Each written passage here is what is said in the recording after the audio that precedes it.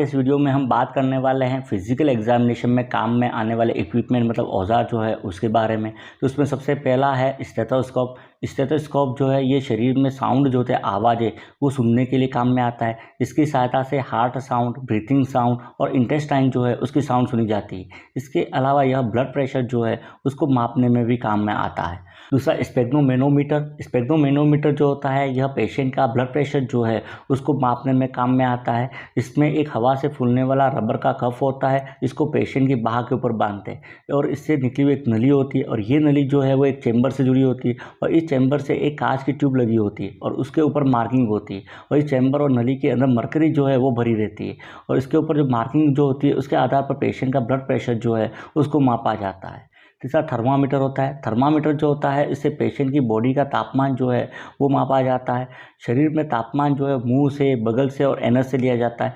Thermometer दो प्रकार के होते हैं, एक तो कांच का थर्मामीटर होता है। कांच का थर्मामीटर में एनस का थर्मामीटर जो होता है उसका बल्ब जो होता है वो मोटा होता है, जबकि दूसरा डिजिटल थर्मामीटर जो है वो होता है। जो ट्यूनिंग फॉर्क होता है, ट्यूनिंग फॉर्क जो है वो पेशेंट की हेयरिंग मतलब सुनने की क्षमता जो है वो जांचने के लिए काम में आता है। इससे जो टेस्ट करते हैं उन टेस्टों को वेबर टेस्ट और रायनी टेस्ट कहते हैं। तो ओटोस्कोप है। ओटोस्कोप जो है उसकी सहायता से पेशेंट का ईयर कैनाल और टिम्पेनिक मेम्ब्रेन जो है उसकी जांच की जाती है। इसमें आगे की तरफ एक मैग्नीफाइड लेंस लगा रहता है और एक लाइट होती है। इसके अलावा इसका आगे का भाग जो होता है वो कॉन शेप होता है, जिसको पेशेंट के ईयर के अंदर इंसर्ट कर दिया जाता है और उसके बाद ईयर जो है उसकी जाँच की जाती है। रिफ्लेक्स हैमर होता है, जिसको परकशन हैमर भी कहते हैं। यह बच्चों और वयस्कों के अंदर रिफ्लेक्स जो है उसकी जांच करने के लिए काम में आता है। अगला नेजल स्पेकुलम। नेजल स्पेकुलम जो होता है वो नाक जो है उसके अंदर से जांच करने के लिए काम में आता है। अगला वेजाइनल स्पेकुलम, जिसको कस्को स्पेकुलम कहते हैं, यह वेजाइना जो है उसकी जांच करने के लिए काम में आता है। अगला लैरिंजोस्कोप। लैरिंजोस्कोप जो है उसमें एक तो हैंडल होता है और उसके आगे की तरफ ब्लेडें लगी होती है। ये ब्लेडें जो होती है वो अलग अलग साइज़ की होती है, जो कि अलग अलग उम्र के पेशेंट जो है उनके लिए होती है। इस ब्लेड के आगे की तरफ लाइट लगी होती है। इसकी सहायता से माउथ जो है उसके अंदर लैरिंक्स और थ्रोट जो है उसकी जाँच की जाती है।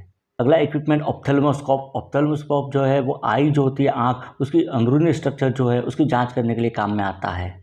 अगला पल्स ऑक्सीमेट्री होता है। पल्स ऑक्सीमेट्री जो है इसका इस्तेमाल ब्लड के अंदर ऑक्सीजन सेचुरेशन लेवल जो होता है वो चेक करने के लिए काम में लिया जाता है। इसमें लाइट जलती है, लाइट जो होती है उसको नाखून वाले साइड की तरफ लगाया जाता है। नेक्स्ट फिटोस्कोप। फिटोस्कोप जो है इसका इस्तेमाल फीटल हार्ट साउंड जो है उसको सुनने में किया जाता है। इसमें रिम वाला भाग होता है, उसको तो कान के ऊपर लगाते हैं, जबकि दूसरा भाग जो होता है उसको माँ के पेट के ऊपर लगाते हैं। अगला टंग डिप्रेसर होता है। टंग डिप्रेसर का इस्तेमाल माउथ और थ्रोट जो है उसको एग्जामिन करने के लिए टंग जो है उसको दबाने के लिए किया जाता है। नेक्स्ट है प्रोटोस्कोप। प्रोटोस्कोप जो है ये रेक्टल का एग्जामिनेशन करने के लिए काम में आता है। इसकी सहायता से पाइल्स है, फिशर है, फिस्टुला है, उसकी जांच की जाती है। Next measuring tape. Measuring tape जो है इसका इस्तेमाल abdominal girth, head circumference, chest की गर्थ है, आर्म की गर्थ है या बच्चे जो है उसकी लंबाई जो है वो मापने के लिए किया जाता है।